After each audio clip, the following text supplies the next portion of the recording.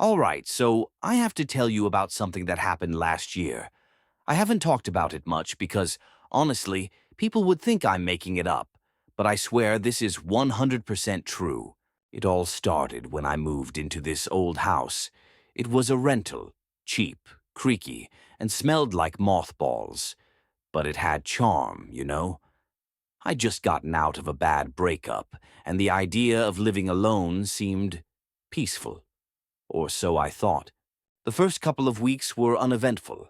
The house was drafty, and sometimes I'd hear the usual old house noises, pipes clanking, floorboards settling. Nothing unusual. But one night, I heard something different. It was around 2 a.m., and I was binging some Netflix series when I heard it. A soft thud from above me. The attic. Now, I'd already checked the attic when I moved in, and it was empty. Completely empty.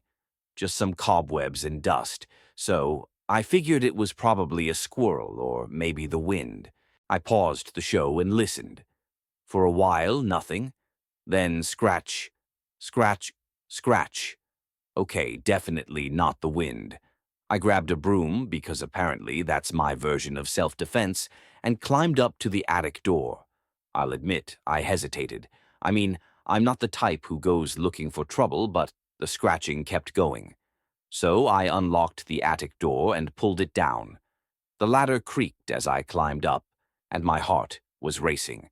When I reached the attic, I swept my phone flashlight around. Nothing. Just the same old dusty attic.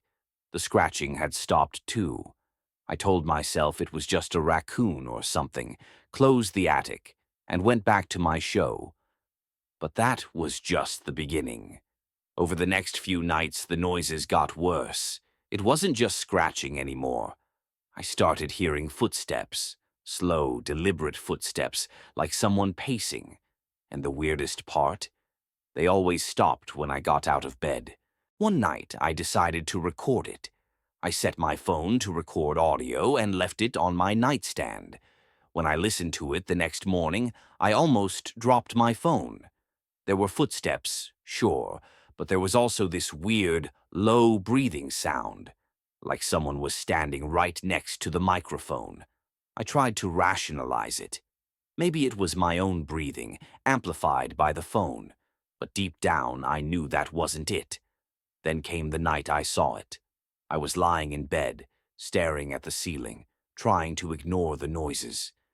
Suddenly I felt this heavy, suffocating pressure, like someone was sitting on my chest. I couldn't move. My eyes darted around the room, and that's when I saw it. In the corner of my room, near the ceiling, was this thing. It was pale, with long, bony limbs and hollow black eyes. It didn't move. It just stared at me. I don't know how long I was frozen like that, but when I finally managed to scream, it disappeared. The next morning, I packed my stuff and left. I didn't even bother explaining to my landlord. I just threw my keys in the mailbox and drove away. A few weeks later, I got curious and did some digging about the house. Turns out there were rumors. The previous tenant had moved out suddenly too, and before that, there was a family that left after just a few months. No one stayed there long. I still don't know what I saw or what was making those noises, but one thing's for sure, I'm never renting an old house again.